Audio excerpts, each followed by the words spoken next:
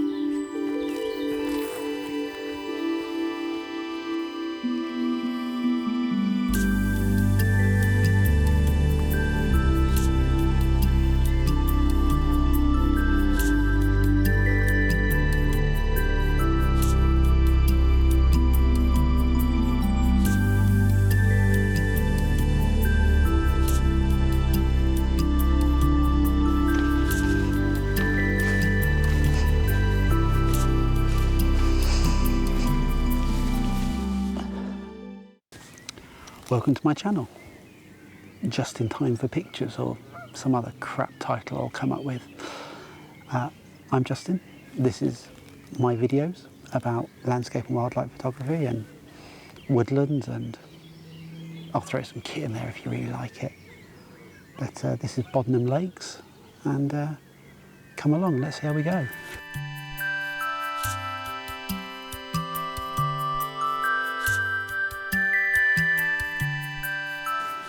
So, why am I doing this? It seems like a good idea. It's been something I've been toying with for a while, and now seems like the right time. We're out of lockdown, almost. And bear in mind it's the end of May 2021, so you could be watching this in 2025 and we're still in bloody lockdown.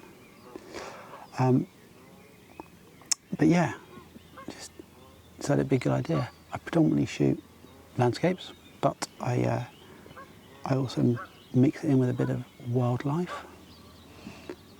It keeps me interested. I just like taking photos, truth be told. And as long as I enjoy it, I'll keep doing it. And the truth is, what we can see is a lot of very noisy Canada geese. Not the most exciting. But for the moment, I'll show you a couple of photos that I've got. A pleasant pheasant and a damselfly.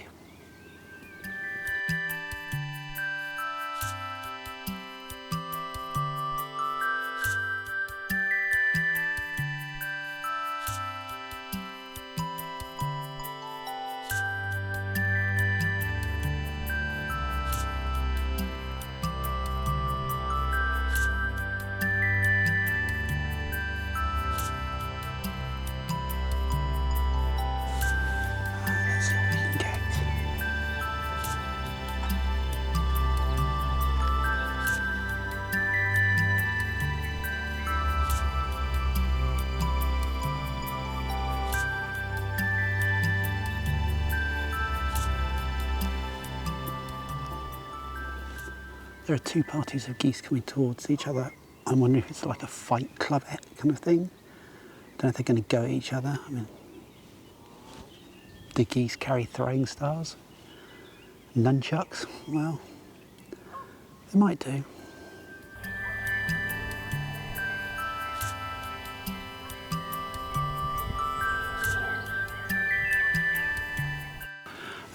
Just before anybody asks, why have I got two cuts on my head?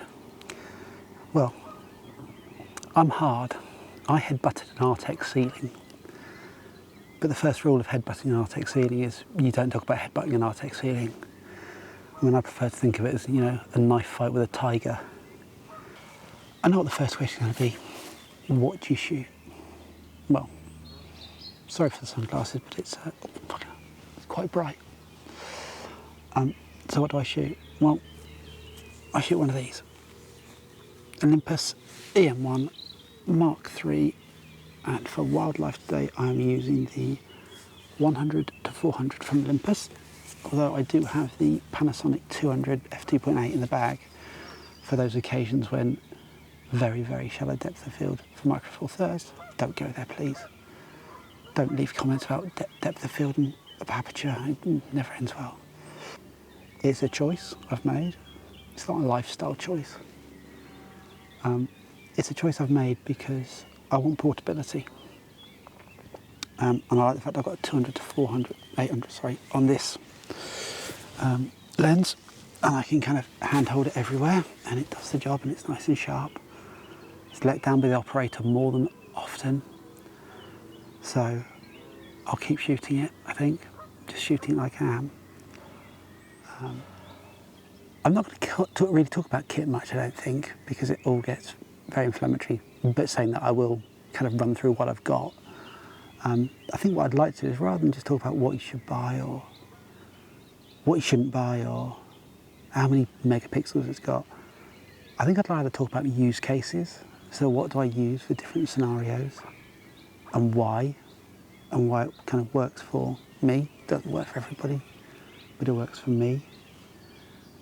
Sorry if I'm not looking straight down the camera at you, I'm kind of paying attention because there's a buzzard and there's a swan that's got 7 cygnets, which if they took to the water would make quite a nice photo, but they're not. So I'm going to try and talk about some of maybe the more esoteric points, kind of technical thinking, rather than what does a lens do. And there's a million and one places you could watch that. My aim is to go out, take some photos, enjoy it, and if I do wildlife, I do wildlife, I do landscape, I do landscape. And highly unlikely I'll do any portraiture or street. If I do abstract, it's because I've knocked the camera over. But today, yep, there's been a few Canada geese. Well, you can hear them in the background, there's a lot of Canada geese. So I'll probably leave it there. I'll just take some video of the so forth, and we'll maybe just leave a short one and then see how we go.